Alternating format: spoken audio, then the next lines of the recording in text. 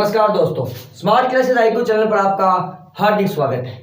अपना चल रहा था राजस्थान के इतिहास में महिलाओं का योगदान। हमने जो आधुनिक काल की महिलाएं थी उनके बारे में हमने पढ़ लिया था। नयनी देवी, जानकी देवी बजाज और सीताबाई, इनके बारे में हमने पढ़ लिया था। अब मैं आगे पीछे की बात करता हूँ। मध्यकालीन जो महिलाएं थी जिनका इतिहास में बड़ा योगदान है, उनके बारे में आप हमें पढ़ते हैं। मैं सबसे पहले बात करता हूं पद्मिनी की। कौन थी पद्मिनी? तो पद्मिनी थी गोहिल वंश के अंतिम शासक रावल रतन सिंह की पत्नी। रावल रतन सिंह की पत्नी। ये जो पद्मिनी थी ये कहां की थी? तो ये थी सिंहल द्वीप की, जिसे हम वर्तमान में श्रीलंका कहते हैं। सिंहल द्वीप की राजकुमारी,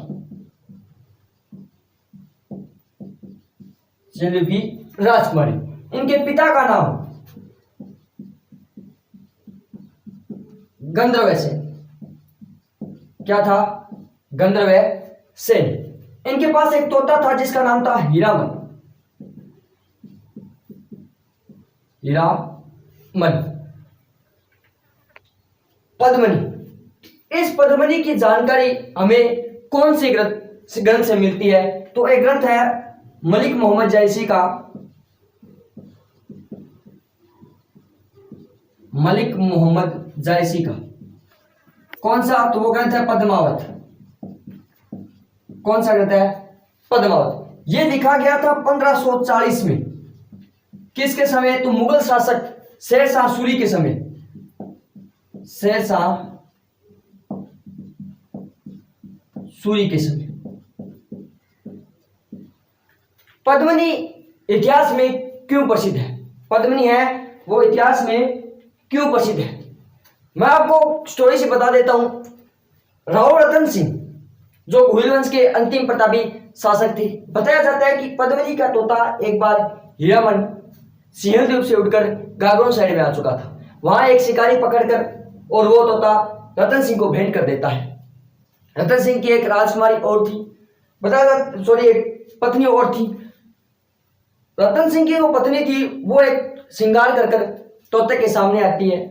तोते से पूछती है कि बता मैं कितनी के सुंदर हूं, मैं इतनी सुंदर हूं, मैं क्या करूं? तोते ने कहा कि आप सुंदर नहीं। जिस प्रकार मैंने एक सुंदर स्त्री को देखा है उसके सामने आप कुछ भी नहीं। तोते ने सारी बात वो रतन सिंह की पत्नी को बताई। तो बाहर रतन सिंह इस बात को सुन रहा था।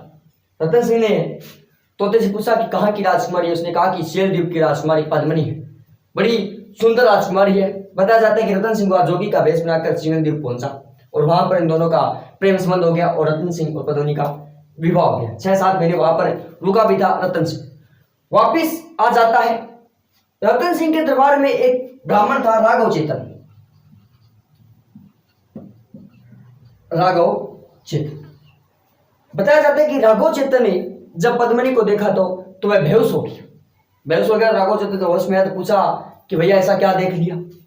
पद्मिनी, बाद में बताया जाता है राघव चेतन है जरूर थोड़े घड़ी लगा पद्मिनी को प्राप्त करने के लिए। इस बात का पता रतन सिंह को लगा। रतन सिंह ने इसे दरबार से निकाली। ये दरबार से निकलकर दिल्ली के सुल्तान अलाउद्दीन खिलजी के पास गया और जाके कहा कैसे हो? तो उसने कहा बढ़िया है, हरम बड़ा पड़ा है, मैं स्त्रियों से क्या कमी है? उसने कहा आप इन्हें क्या कहती हो? मैं राजकुमारी तो मैंने देखी है, यानी पत्नी तो मैंने रतन सिंह की देखी है, इतनी सुंदर आपके जो रानी है उनके सामने कुछ नहीं। रतन सिंह के अलाउद्दीन के सामने वो वर्णन कर देता है। अब अलाउद्दीन की एक ही तमन्ना पद्मिनी को प्राप्त करना। अब पद्मिनी को प्राप्त करने के लिए आक्रमण करता है। कब? 1303 ईस्वी। 1303 ईस्वी में वो आक्रमण करता है। इसी आक्रमण में पद्मिनी जोहर कर लेती है 1600 रानियों के साथ।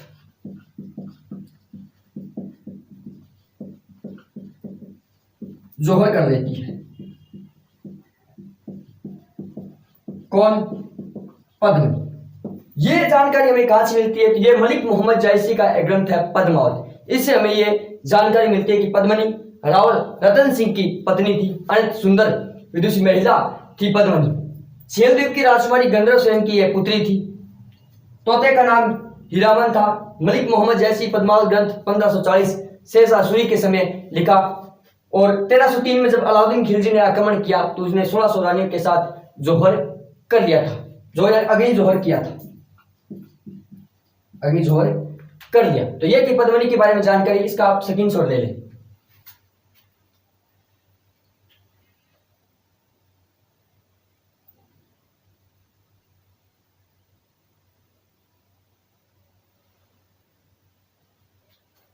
अब मैं आगे बात करता हूं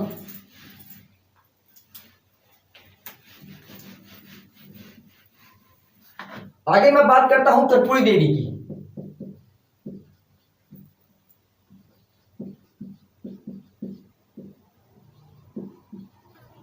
कर्पूरी देवी, कर्पूरी देवी पत्नी थी सोमेश्वर की। चौहान शासक था सोमेश्वर, जो पृथ्वीराज चौहान का पिता था। सोमेश्वर की पत्नी, सोमेश्वर चौहान की पत्नी। अजमेर का शासक सोमेश्वर जो गुजरात से आया था। बिजोरी अभिलेख में से प्रताप लंकेश्वर की उपाधि प्राप्त है, जिन्होंने 5 मंदिर बनाए, जिन्हें 5 कलिवृक्ष कहा जाता है, और एक वेदनाथ मंदिर का निर्माण किया जिसमें ब्रह्मा, विष्णु और महेश की मूर्तियां लगी है। कर्पूरी देवी और सोमेश्वर के एक पुत्र था जिसका नाम था, जो इतिहास में बड़ा प्रसिद्ध है, पृथ्वीराज चौहान तृतीय। इनका जन्म हुआ था 1166 ईस्वी को। जब पृथ्वीराज चौहान राजा बना, पृथ्वीराज चौहान राजा बना था 1177 से लेकर 1192 तक रहा था। पृथ्वीराज चौहान जब राजा बना तब इसकी उम्र थी 11 वर्ष। अब 11 वर्ष का बच्चा शासक नहीं संभाल सकता था, तो कर्पूरी देवी ने शासन संभाला था। इसके 2 मंत्री भी थे कर्पूरी देवी के साथ, एक दाहिमा राजपूत कदमवास जिसे हम किमास के नाम से भी जानते हैं, और एक कर्पूरी देवी का चाचा भुवन, और कुछ गुजराती मंत्री जैसे वामन, सकंद और सौड भी इसके साथ। तो कर्पूरी देवी ने जब पृथ्वीराज पूरी तरह मैच्योर हुई तब तक अजमेर का शासन संभाला था किसने? कर्पूरी देवी। तो कर्पूरी देवी सोमेश्वर चौहान की पत्नी। बताया जाता है कि ये कर्पूरी देवी थी वो चेदी राजा अचलराज की पुत्री थी, लेकिन पृथ्वीराज रासो में चंद्रप्रदाय लिखते हैं कि ये दिल्ली के अनंगपाल तोमर की पुत्री थी जो सोमेश्वर या चौहानों की बेटी थी, और दूसरी पुत्री थी जो घेड़वालों के जयचंद के पिता विजय चंद के साथ विवाही थी। तो कर्पूरी देवी पृथ्वीराज चौहान की माता। तो इसका आप स्क्रीनशॉट दे लें।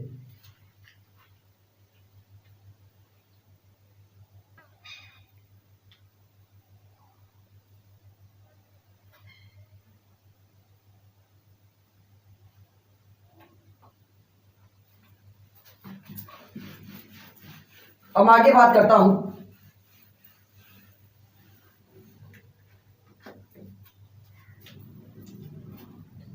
मैं गिंदौली की बात करता हूं। गिंदौली भी इतिहास में थोड़ी प्रसिद्ध है। क्यों प्रसिद्ध है? ये अजमेर के एक सेनापति थे घुड़ला, घुड़ला की पुत्री, घुड़ला की पुत्री थी कौन? गिंदौली। कौन थी? गिंदौली। बताया जाता है कि जब मारवाड़ में शासक था सातल देव का। किसका? सातल देव का। सातल देव के समय अजमेर के सेनापति घुड़ला ने मारवाड़ की कुछ महिलाओं का अपहरण कर लिया, वो लेकर चला गया। बाद में पता चला सातल देव को, सातल देव उन महिलाओं को बचाकर लाता है, तो घुड़ला के वो सिर में छेद कर देता है, यानी तीर मारकर सिर में क्या कर देता है? छेद कर देता है। गिंदौली भी उसके साथ आती है। इस गिंदौली ने अपने पिता घुड़ला की याद में एक नृत्य प्रारंभ कराया था जिसका नाम था घुड़ला नृत्य। घुड़ला नृत्य। मटका होता है, उसमें छेद बनाए होते हैं, बीच में दीपक रखा जाता है। तो किसकी याद में? तो घुड़ला जो अजमेर का सेनापति था, घुड़ला, उसकी याद में उसकी पुत्री गिंदौली ने यह नृत्य प्रारंभ किया था। तो गिंदौली ने यह नृत्य क्या है? प्रारंभ किया था। अब मैं बात करता हूं आगे दयाबाई की। दयाबाई अलवर के एक संत थे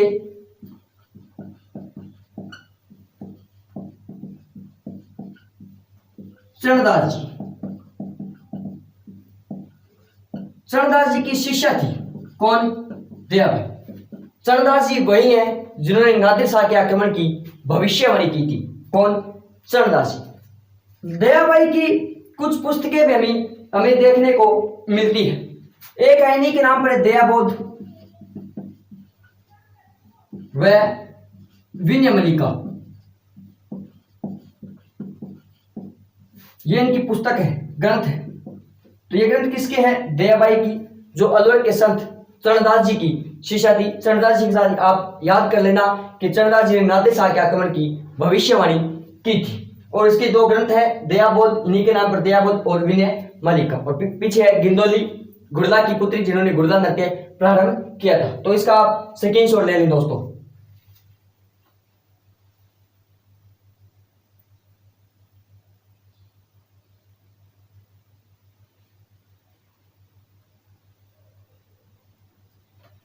अब मैं बात करता हूं आगे रंग देवी। बात करता हूं मैं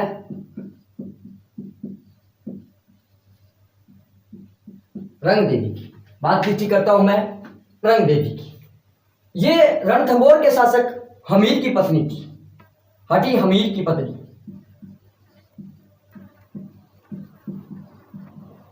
हमीर की पत्नी कहां के शासक थे हमीर? तो रणथंभौर की, रणथंभौर की हटी हमीर। सिंह सवन सतपुरुष वचन कदली फलत इकबार, तिरिया तेल हमीर हट चढ़े न दूजी बार। वही अमीर है जिन्हें अपने जीवन में 17 युद्ध किए और 16 में विजयी रहा था। कौन? हमीर। बात ऐसी है कि 1301 में रणथंभौर पर आक्रमण करता है अलाउद्दीन खिलजी। अलाउद्दीन खिलजी आक्रमण करता है और रंग देवी यहां पर जोहर कर लेती है। यह राजस्थान का और रणथंभौर का प्रथम शाखा है। राजस्थान व रणथंभौर का प्रथम शाखा। तो कब हुआ था? तो 1301 में। किसके समय? हमीर के समय। दिल्ली का सुल्तान कौन था? अलाउद्दीन खिलजी। किसने जोर किया? तो रंग देवी। इसी के साथ मैं आपको एक बात और बता दूं, इनकी एक पुत्री थी देवल देवी।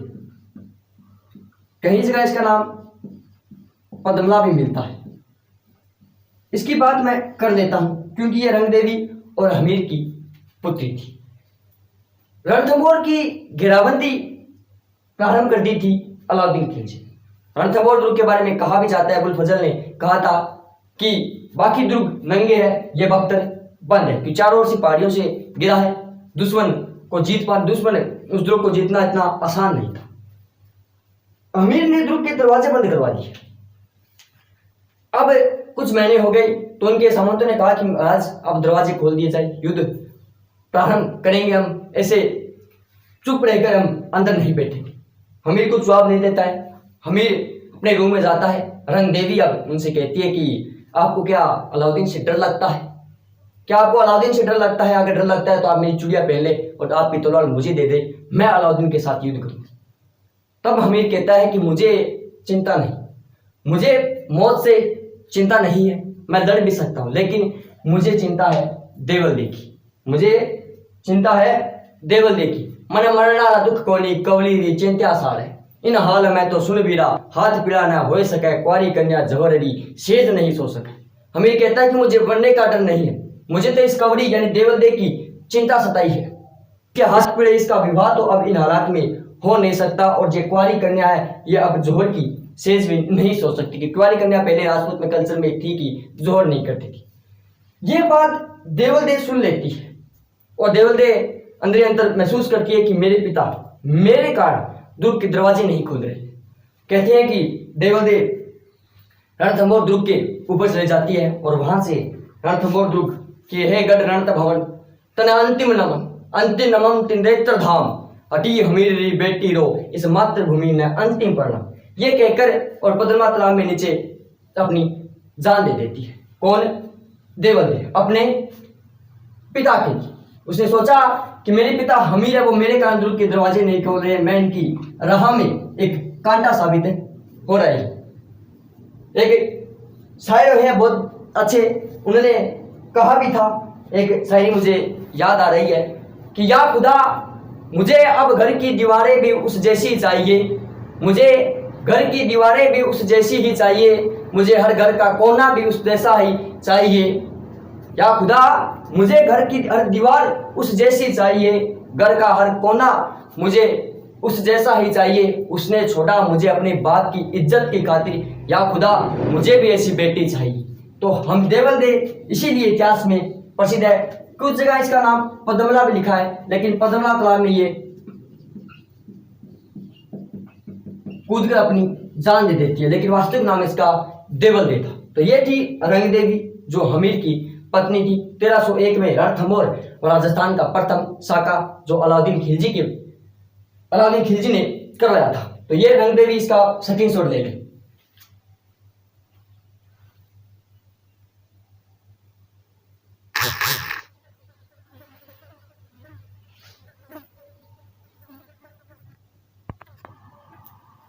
आगे मैं बात करता हूं हाडी रानी की। किसकी बात करता हूं?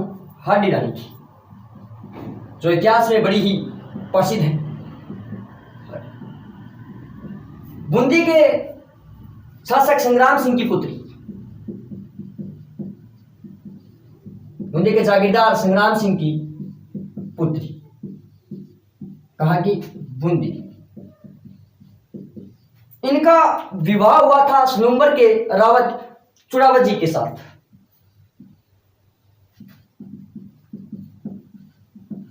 सुनंबर के रावत रतन सिंह चुड़ावत के साथ, क्या हुआ था? विवाह। इनका जो वास्तविक नाम था वह सलह कंवर था। इनका वास्तविक नाम क्या था? तो सलह कंवर। क्या नाम था? सलह कंवर। हाडी रानी कविता यानी सेनानी कविता, ये किसने लिखी थी? ये लिखी थी मेघराज मुकुल ने। मेघराज मुकुल ने। हाडी रानी इतिहास में क्यों प्रसिद्ध है? औरंगजेब अपनी सेना लेकर बढ़ रहा था। महाराजा राज सिंह के विरुद्ध लेकर सेना लेकर आ रहा था औरंगजेब। राज सिंह को इस बात का पता चला, तो राज सिंह ने खत लिखा रतन सिंह को कि मैं चारुमती से विवाह करने जा रहा हूं, आप औरंगजेब को रोको। संयोग ऐसा बैठा कि रतन सिंह की पहले दिन ही सगाई हुई थी। अब रतन सिंह को युद्ध करने के लिए जाना था अपने राजा राज सिंह के लिए, लेकिन क्या करें, विवाह की एक रात ही कटी थी। अब करे क्या? वही बात आपने बॉर्डर फिल्म देखी होगी, इसमें सुनील शेट्टी, तो चला ए जाते हुए लंबो जरा ठहरो। तो वही बात, रतन सिंह जैसे ही सेना लेकर बाहर आए तो याद आने लगी सलह कंवर की। थोड़े आगे और गए तो याद आने लगी सलह कंवर की याद उन्हें आगे न बढ़ने थी। तब रतन सिंह ने एक सेनापति को बुलाकर कहा कि जाओ अपनी महारानी के पास जाओ और कुछ निशानी लेकर आओ। जैसे ही सेनापति हाडी रानी के पास गया और कहा कि महाराज को आपकी याद आ रही है, आप कुछ निशानी में दीजिए। हाडी रानी सोचा कि वो मुझे अगर याद करेंगे तो युद्ध उनसे नहीं हो पाएगा और युद्ध में मारे जाएंगे, युद्ध वो हार जाएंगे। सलह कंवर ने ऐसा सोचा, सलह कंवर ने तलवार निकाली और अपना सिर काटकर उस सेनापति को दे दिया। सेनापति लेकर आया और देखा रतन सिंह ने कि सलह कंवर ने अपना सिर काट के दे दिया। तो बताया जाता है कि सलह कंवर का सिर अपने गर्दन में डालकर वो युद्ध लड़े और वीरगति को प्राप्त हो। कौन? रतन सिंह चुड़ावत। ये थी हाडी रानी, जो बूंदी के संग्राम सिंह की पुत्री थी। रावत रतन सिंह चुड़ावत की है पत्नी, जिन्हें सलह कंवर जिनका वास्तविक नाम था, और जो सेनानी कविता है सरकार दिया छत्राणी कविता है वो मेघराज मुकुल ने लिखी थी। तो हाडी रानी इसलिए प्रसिद्ध है। और राजस्थान पुलिस में आपने देखा होगा हाडी रानी बटालियन आज तक चलती है। तो इसका स्क्रीनशॉट ले लें। हम आगे बात करता हूं चंद्र कंवरी की। कौन थी चंद्र कंवरी?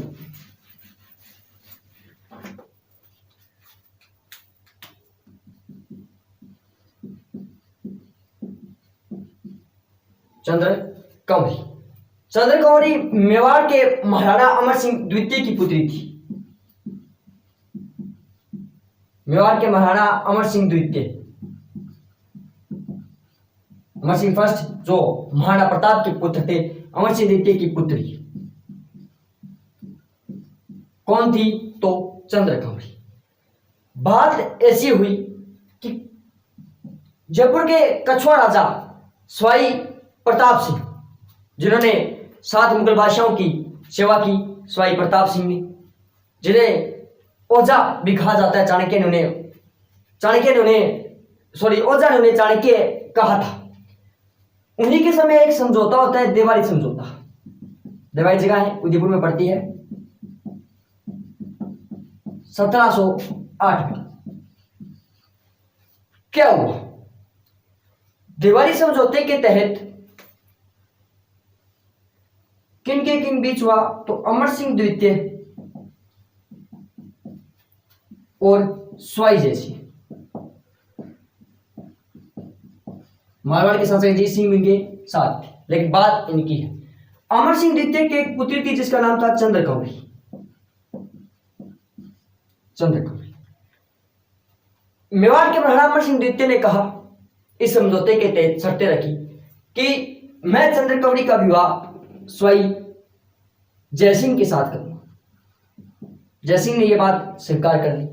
उसने और कहा कि इन दोनों से उत्पन्न पुत्र में कछुआ वंश का भावी उत्तराधिकारी यानी अगले राजा होंगे। इनसे जन्म हुआ माधो सिंह का, यानी इनसे उत्पन्न पुत्र कछुआ वंश के अगले राजा होंगे। इस बात को भी मान गया सवाई जयसिंह।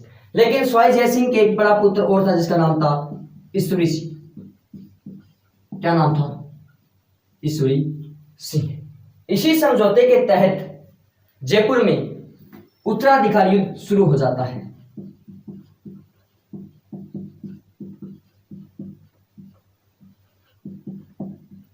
इसी समझौते के कारण कछुआ वंश जयपुर में था, उसमें क्या हो जाता है? उत्तराधिकारी युद्ध शुरू हो जाता है। तो देवारी समझौता जो उदयपुर में पड़ता है 1708 में, मेवाड़ के महाराणा अमर सिंह द्वितीय व सवाई जयसिंह के मध्य अमर सिंह कहता है कि मेरी पुत्री चंद्र कंवरी के साथ सवाई जयसिंह का विवाह होगा। उनसे उत्पन्न पुत्र अगले कछुआ वंश जो जयपुर का था उनका राजा बनेगा, जिनसे माधो सिंह का जन्म होता है। और माधो सिंह और ईश्वर सिंह के मध्य बाद में उत्तराधिकारी युद्ध शुरू हो जाती है। चंद्र कंवरी के जो सिसोदिया रानी थे, जयपुर में एक सिसोदिया गार्डन भी है या महल भी है। कहां पर है? तो जयपुर। तो ये किसका है? सवाई जयसिंह ने बनाया था चंद्र कंवरी के लिए। तो इसका आप स्क्रीनशॉट ले सकते हैं दोस्तों।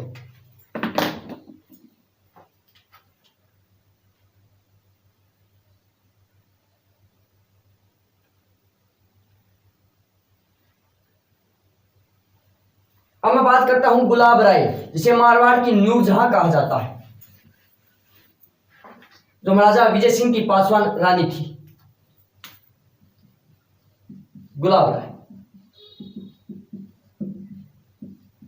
विजय सिंह जोधपुर के शासक थे। विजय सिंह की पासवान रानी। विजय सिंह की क्या थी? ये पासवान रानी थी। एक राइटर है जिन्होंने वीर विनोद लिखा है, श्यामल दास। श्यामल दास ने वीर विनोद में ने मारवाड़ की नूरजहां कहा है।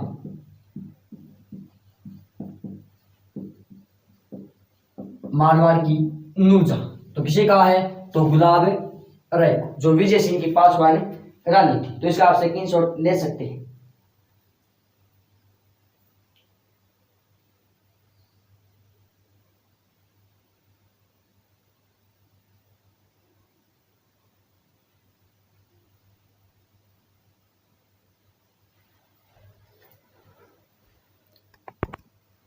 अब आगे मैं बात करता हूं कर्मावती की।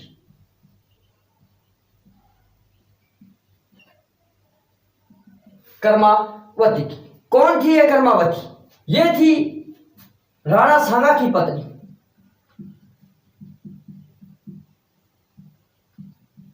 राणा सांगा जिन्हें हिंदूपति या पंथ कहा जाता है, जिन्हें सैनिकों का भग्नावशेष कहा था कर्नल जेम्स टॉड ने, जिन्होंने युद्ध किए अपने जीवन में।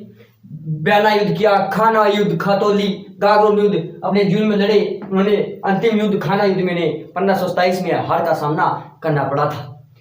राणा सांगा के शरीर पर कुल 80 घाव थे। इन्हीं की पत्नी थी कर्मावती। राणा सांगा की मृत्यु हो जाती है खाना युद्ध के बाद 1528 में। राणा सांगा की क्या हो जाती है? 1528 में मृत्यु हो जाती है। राणा सांगा की मृत्यु के बाद शासक बनता है रतन सिंह। कौन?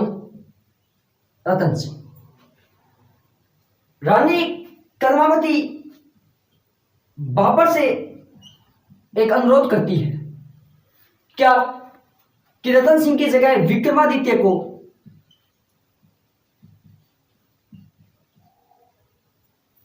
चित्तौड़ का राजा बनाया जाए। क्या बनाया जाए? चित्तौड़ का राजा बनाया जाए। लेकिन यह कि चित्तौड़ का राजा बनाया जाए, आपको रणथंभौर की जागीर दे दी जाएगी। किसको? बाबर को। ये किसने बात कही? ये कर्मावती ने कही। लेकिन बाबर की मृत्यु हो जाती है 1530 में।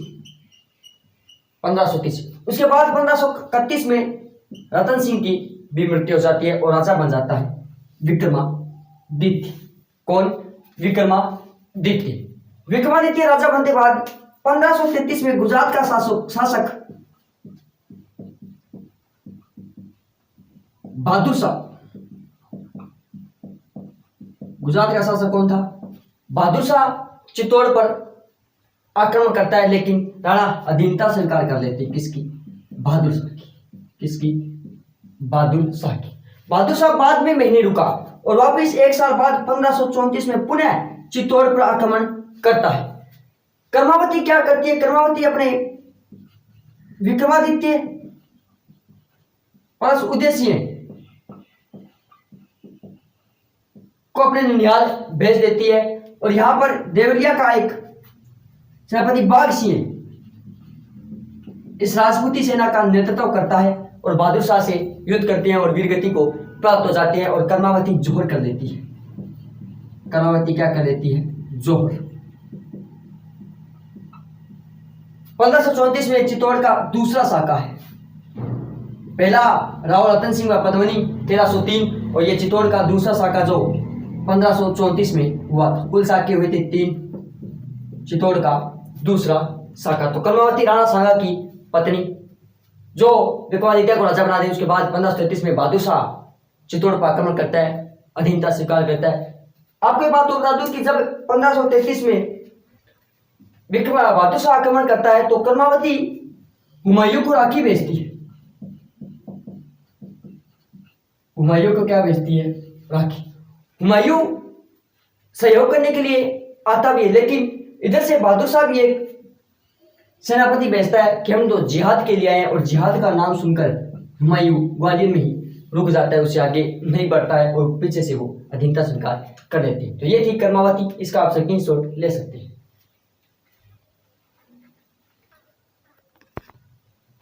अब मैं आगे बात करता हूं पन्नाधाई।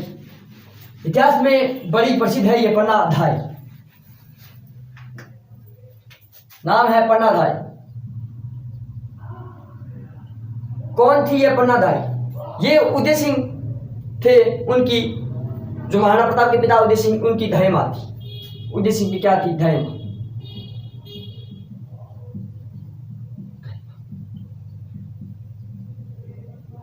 राणा रैमल के पुत्र पृथ्वीराज के अनवर्ष पुत्र बनवीर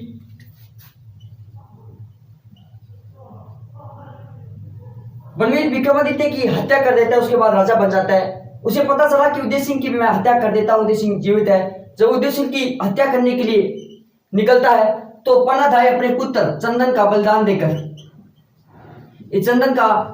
देकर उदय सिंह को बचाती है और या उदय सिंह को कुंभलगढ़ भेज देती है।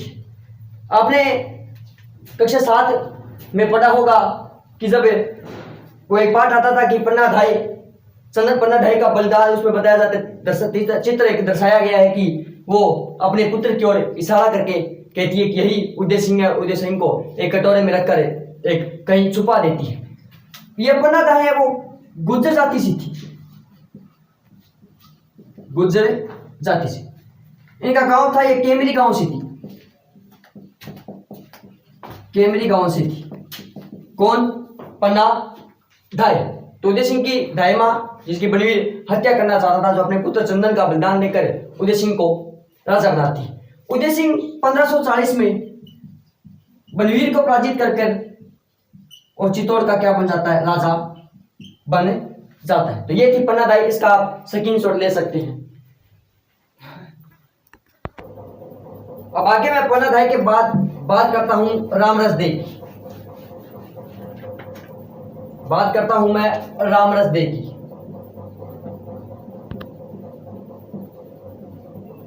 कौन थी ये रामरस दे? ये राज सिंह की पत्नी थी, मेवाड़ के राजा राज सिंह की पत्नी। किसकी पुत्री थी? कि अजमेर के एक परमार राजा, अजमेर के एक परमार राजा थे पृथ्वीराज, पृथ्वीराज की पुत्री थी। कौन? रामरस दे। रामरस दे ने 1675 में देवारी में एक बावड़ी बनाई। देवारी कहां पड़ता है? उदयपुर में। उदयपुर जिसे राजस्थान का कश्मीर, जिलों की नगरी, फाउंटेन माउंटेन का शहर उदयपुर को कहा जाता है। इस देवारी में यहां पर एक बावड़ी बनाई, जय बावड़ी, जिसे त्रिमुखी बावड़ी भी कहा जाता है। त्रिमुखी बावड़ी भी कहा जाता है। इसी बावड़ी पर रणछोड़ भट्ट की, रणछोड़ भट्ट द्वारा रचित प्रशस्ति भी उत्कीर्ण है।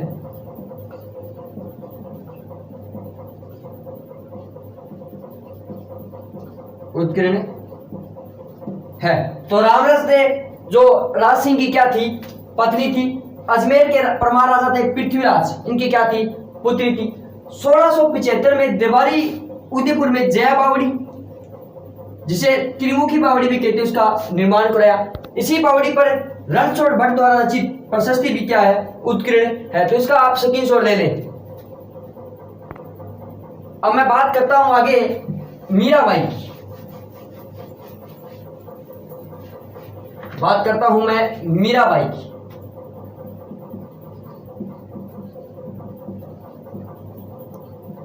इनका जन्म है वो मेड़ता के कुर्की ग्राम में हुआ था। ये रतन सिंह राठौड़ की पुत्री थी, रतन सिंह राठौड़ की पुत्री। मीराबाई का विवाह राणा सांगा के पुत्र भोजराज के साथ हुआ। इनका विवाह है वो भोजराज के साथ हुआ। लेकिन मीराबाई अपना पति है वो भगवान श्री कृष्ण को मानती थी। मेरे ते गुरुदर गोपाल दूसरा न कोई।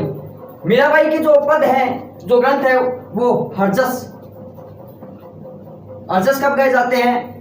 जब किसी की मृत्यु हो जाती है, तब मीराबाई के जो पद है जो हरजस कहलाते हैं वो गाए जाते हैं। एक बार दरबार में बैठे थे भोजराज, तो भोजराज ने किसी सामंत ने पूछ लिया कि मीरा है वो तो भगवान श्री कृष्ण से प्रेम करती है, आपसे प्रेम नहीं करती। तब भोजराज ने कहा था कि मेरा मुकाबला देखो किसके साथ है, जो गीता का सार देता है, जो अर्जुन का सारथी है, भगवान श्री कृष्ण के साथ जो इस दुनिया का भार लेकर बैठे हैं। अगर कभी मीराबाई और भगवान श्री कृष्ण का नाम लिया जाएगा तो मेरा नाम सबसे पहले लिया जाएगा। तो ये भोजराज की क्या थी? पत्नी थी। कौन? मीराबाई। तो इसका आप स्क्रीनशॉट ले सकते हैं। अब मैं बात करता हूं इतिहास में रूठीनाड़ी के नाम से प्रसिद्ध उमादेय के बारे में। बात करता हूं मैं रूठीनाड़ी की, जिनका वास्तविक नाम था वो उमादेय। क्या नाम था? उमादेय। 1536 में मारवाड़ के शासक मालदेव से इनका विवाह होता है, जिन्हें अश्वत्थ वाला राजा,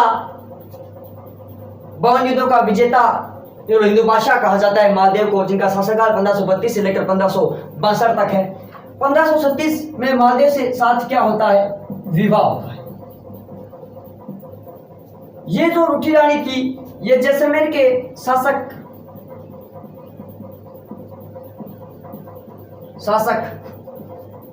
लूणकरण भाटी की पुत्री थी।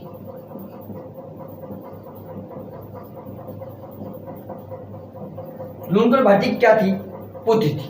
मालदेव के साथ विवाह हुआ तो बताया जाता है कि किसी कारणवश रूठी रानी मालदेव से रूठकर वहां से चली जाती है। बाद में ऐसा होता है कि जोधपुर पर जब शेरशाह सूरी का आक्रमण होता है तो उस रूठी रानी को वापस लाने का प्रयास किया जाता है। तब मालदेव ईश्वर सिंह या ईश्वरदास को भेजता है उमादेवी रूठी रानी को लाने के लिए। ईश्वरदास जाकर रूठी रानी को मना भी लेता है कि महाराज आपके बिना सुने रहते हैं, खाना भी नहीं खाते, आप हमारे साथ चलिए। रूठी रानी उनकी बात मान भी लेती है, लेकिन मालदेव की जो अन्य रानियां थी, वो एक व्यक्ति जो ईश्वरदास थे उनका भाई आसाजी बाठ, याद सिंह बाठ को भेजती है। कहां, रूठी रानी के पास। पहले जाते हैं मालदेव किसको भेजता है, ईश्वरदास को, और जो रानियां थी वो किसको भेजती है, आसाजी। आसाजी जाते ही वहां पर रूठी रानी से कहते हैं कि मान रखे तो पीव रखा तजमान, दो जैन न बंदी एक खंबे ठान। कथा ने अगर आपको सीधी मारवाड़ी भाषा में समझाऊं कि अगर आपको अपने पीहर का मान रखना है तो आप अपने ससुराल मत जाओ। इस दोहे को सुनकर रूठी रानी वहां नहीं जाती है और वापिस अजमेर रुक जाती है।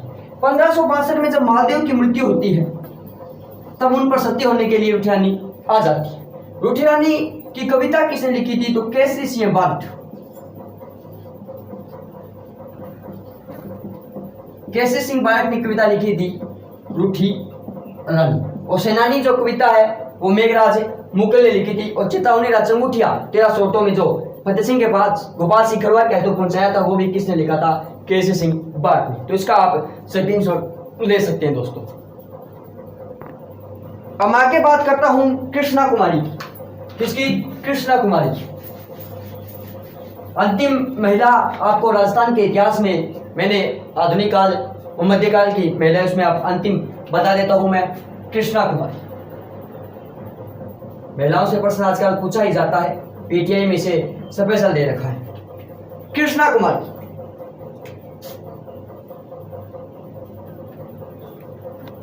मेवाड़ के राजा थे भीम सिंह। भीम सिंह की क्या थी, पुत्री थी कृष्णा कुमारी। इस कृष्णा कुमारी का जोधपुर के शासक, उनका भी नाम भीम सिंह था।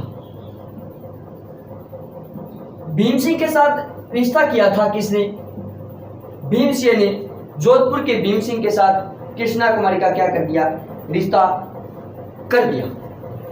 लेकिन संयोग ऐसा बैठा कि इस भीम सिंह की मृत्यु हो जाती है विवाह से पहले, और यहां कर नया राजा बन जाता है मान सिंह।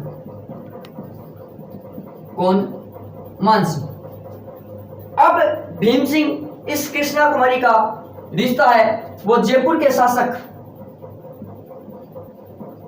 कछुआ शासक जगत सिंह के साथ कर देता है। किसके साथ, जगत सिंह। कृष्णा कुमारी जो मेवाड़ के राजा भीम सिंह की क्या थी, पुत्री थी। भीम सिंह अपनी पुत्री का रिश्ता जोधपुर या मारवाड़ के शासक भीम सिंह के साथ कर देता है। लेकिन संयोग ऐसा बैठा कि इस भीम सिंह की मृत्यु विवाह से पहले हो जाती है और भीम सिंह की जगह उसका भाई मान सिंह वहां का राजा बन जाता है। अब भीम सिंह जो कृष्णा कुमारी का पिता था वो जयपुर के कछुआ शासक जगत सिंह के साथ कृष्णा कुमारी का रिश्ता कर देता है। लेकिन मान सिंह अब भीम सिंह से कहता है कि मुझे विवाह करना है अब कृष्णा कुमारी के साथ। लेकिन बात किसके हाथ में है, बात भीम सिंह के हाथ में। भीम सिंह उसका पिता है, वो एक पिता ही चाहेगा कि मैं अपनी पुत्री का विवाह किसके साथ करूंगा, लेकिन मान सिंह ने भीम सिंह पर जोर डाला। इन्हीं दोनों के मध्य अब जगत सिंह को इस बात का पता चला तो जगत सिंह और मान सिंह के मध्य एक युद्ध होता है। कौन सा? गिंगोली का युद्ध। 1807 की यह घटना है, यानी कृष्णा कुमारी विवाद कब हुआ? तो 1807। गिंगोली का युद्ध हुआ था पर्वत सर नागौर में। किसके मध्य? तो जगत सिंह वर्सेस मान सिंह के मध्य। जगत सिंह का सहयोग दिया था अमीर खां पिंडारी ने। अमीर खां पिंडारी सहयोग मांगा था जगत सिंह ने और सहयोग किया अमीर खां पिंडारी। इस युद्ध में जगत सिंह जीत जाता है, विजय रहता है, लेकिन फिर भी मान सिंह नहीं माना तो अमीर खां पिंडारी इस भीमसेन से मिलता है और अंत में 1810 में इस कृष्णा कुमारी को जहर के देखने के कारण इसकी मृत्यु हो जाती है। यानी भीम सिंह क्या करता है? अपनी पुत्री कृष्णा कुमारी को जहर दिलवा देता है और इसकी क्या हो जाती है? मृत्यु हो जाती है। तो ये था कृष्णा कुमारी विवाद जो 1807 में हुआ था। इसी के साथ मैं और बात करूं तो एक छोटी सी बात और, गोराधाई जिसे मारवाड़ की पन्नाधाई कहा जाता है, मारवाड़ की पन्नाधाई कहा जाता है, जिसने अजीत सिंह को राजा बनाया अपने पुत्र का बलिदान देकर, इसी कारण इसे मारवाड़ की पन्नाधाई कहा जाता है। किसे? गोराधाई। तो यह थी राजस्थान के इतिहास में महिलाओं का योगदान। हमने सबसे पहले जो आधुनिक काल की महिलाएं थी, रतन शास्त्री, अंजना देवी चौधरी, जानकी देवी बजाज, सीताबाई, खेतूबाई, विजयबहन भावसागर, मणिबहन पांड्या, जिसे वागड़ की बा कहा जाता है, वागड़ का गांधी भोगीलाल पांड्या को कहा जाता है। आज हमने पढ़ा पद्मिनी के बारे में, कर्मावती के बारे में, रंगदेवी के बारे में, कृष्णा कुमारी के बारे में हमने पढ़ा, गोराधाई, पन्नाधाई, उनके बारे में हमने जिक्र कर लिया। यह था तो राजस्थान के इतिहास में महिलाओं का योगदान यहीं पर कंप्लीट होता है। तो एक वीडियो मैं पहले भी आपके लिए डाल चुका हूँ। पीटीआई रीट में ये स्पेशल टॉपिक है और पीटीआई की तारीख 25 सितंबर 2022 यानी अगले महीने पीटीआई का पेपर होगा। अब मैं इसी टॉपिक के साथ एक अन्य टॉपिक और शुरू करना चाहता हूं। तो ये पहला टॉपिक राजस्थान के इतिहास में महिलाओं का योगदान यहीं पर कंप्लीट होता है। इसी के साथ मैं अभी दूसरा टॉपिक लेकर आता हूं। तो राजस्थान में महिलाओं के योगदान के बाद अब आगे है जो सन है प्रजामंडल के, उसके बारे में बताता हूं। तो सबसे पहले है जयपुर प्रजामंडल, जिसकी स्थापना वर्ष है वो 1931। संस्थापक है जमनालाल बजाज और कपूरचंद पाटनी। तो कौन सा है? जयपुर। सन क्या है? वर्ष तो 1931। कौन? जमनालाल बजाज और कपूरचंद पाटनी। गांधी जी का 500 पुत्र किसे कहा जाता है? तो जमनालाल बजाज और जमनालाल बजाज की पत्नी जिनका नाम था जानकी देवी बजाज। उसके बाद है बूंदी। क्या है? बूंदी। वर्ष क्या है? 1931। किसने की? कांतिलाल। किसने की? कांतिलाल। तो बूंदी 1931, कांतिलाल ने इसकी क्या है? कांतिलाल से क्या है? संस्थापक। उसके बाद है हड़ौती। कब? 1934। कौन है? पंडित नैनूराम शर्मा। हड़ौती प्रजामंडल की स्थापना कब हुई? 1934। कौन है संस्थापक? तो पंडित नैनूराम शर्मा। उसके बाद है मारवाड़ प्रजामंडल 1934 और मारवाड़ में सिर्फ एक ही व्यक्ति फेमस थे, जयनारायण व्यास, जिसे लकड़ का फक्कड़, धुन का धनी, मासाब कहा जाता है, शेरे राजस्थान जयनारायण व्यास को। तो मारवाड़ 1934 और जयनारायण व्यास। उसके बाद है सिरोही। कौन है? सिरोही। सिरोही का वर्ष कौन सा है? तो 1934। कौन है? तो विद्याशंकर त्रिवेदी इसके क्या है? संस्थापक है। उसके बाद है बीकानेर। वर्ष कौन सा है? 1936। मग्गाराम वेदी। और क्या आपको पहले भी बता चुका हूं, खेतूबाई जो मग्गाराम वेदी की क्या थी? बहन थी। उसके बाद है कोटा 1936, फिर पंडित नेनूराम शर्मा। तो नेनूराम शर्मा हड़ौती तोड़ो क्षेत्र में कौन आता है? कोटा आता है। तो किसकी स्थापना की? हड़ौती प्रजामंडल। और कोटा पंडित नेनूराम शर्मा। तो जयपुर 1931 जमनालाल बजाज और कपूरचंद पाटनी। बूंदी 1931 कांतिलाल। हड़ौती 1934 पंडित नेनूराम शर्मा। मारवाड़ में कौन फेमस है? तो आपको पता है जयनारायण व्यास। तो प्रजामंडल 1934 जयनारायण व्यास। सिरोही 1934 वृद्धिशंकर त्रिवेदी। बीकानेर 1936 मग्गाराम वेदी। उसके बाद एक कोटा तो 1936 पंडित नेनूराम शर्मा। इसको आप ट्रिक वाइज भी सेट करें तो कर सकते हैं। JBHMSBK सेट हो जाएगा, उस हिसाब से सेट कर लेना। जयपुर 1931, बूंदी 1931, हड़ौती 1934, मारवाड़ 1934, सिरोही 1934, बीकानेर 1936, कोटा 1936। इस बार सम्मिलित करने पर आ जाते हैं, उसमें दिक्कतें होती है। तो इसका आप स्क्रीनशॉट ले सकते हैं।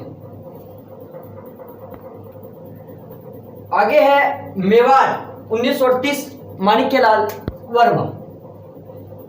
मेवाड़ कब हुई स्थापना? 1938। कौन? तो माणिक्यलाल वर्मा। कौन है? माणिक्यलाल वर्मा। उसके बाद है अलवर। अलवर वही 1938 हरिनारायण शर्मा। मेवाड़ 1938 माणिक्यलाल वर्मा। अलवर 1938 हरिनारायण शर्मा, वर्मा शर्मा। उसके बाद है भरतपुर तो 1938 किशनलाल जोशी। किशनलाल जोशी। तो भरतपुर 1938 किशनलाल जोशी। शाहपुरा जो भीलवाड़ा में पड़ता है 1938 रमेश चंद्र ओझा। किसने? रमेश चंद्र ओझा। उसके बाद फिर धौलपुर। कौन है? धौलपुर कब? 1938 फिर 38। धौलपुर में ज्वाला जला दी, यानी ज्वाला प्रसाद शर्मा। ज्वाला प्रसाद शर्मा, सॉरी ज्वाला प्रसाद सीधा, ज्वाला प्रसाद। उसके बाद है करौली 1938। करौली में करो त्रिलोक, यानी त्रिलोक चंद्र माथुर। तो करौली की स्थापना 1900 प्रजामंडल की 1938 त्रिलोक चंद्र माथुर। उसके बाद है किशनगढ़। कौन है? किशनगढ़ 1939 कांतिलाल चौधानी। तो मेवाड़, अलवर, भरतपुर, शाहपुरा, धौलपुर 1900 और करौली 1938। मेवाड़ माणिक्यलाल वर्मा, अलवर हरिनारायण शर्मा, भरतपुर किशनलाल जोशी, शाहपुरा रमेश चंद्र ओझा, धौलपुर ज्वाला प्रसाद, करौली त्रिलोकचंद माथुर, किशनगढ़ कांतिलाल चौथानी। मेवाड़ 38, अलवर 1938, भरतपुर 1938, शाहपुरा 1938, धौलपुर 1938, करौली 1938 और लास्ट में किशनगढ़ वो क्या है 1939। तो इसका आप सेकंड शॉट ले लें।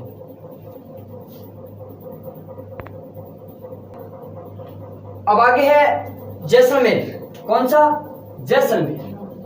कब हुई इसकी स्थापना? तो 1945 में। जैसलमेर में मीठा बोले मीठा लाल व्यास। 1945 जैसलमेर 1945 मीठा लाल व्यास। उसके बाद है डूंगरपुर, जिसे पहाड़ों की नगरी कहा जाता है।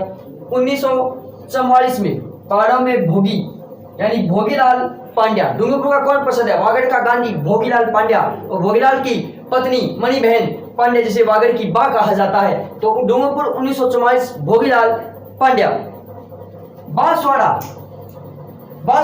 1945 भूपेंद्रनाथ त्रिवेदी। भूपेंद्रनाथ त्रिवेदी। उसके बाद है प्रतापगढ़ 1945 अमृतलाल पायक। कौन है? तो अमृतलाल पायक। कौन है? अमृतलाल पायक। उसके बाद है झालावाड़ 1946। कौन है? मांगीलाल भव्य।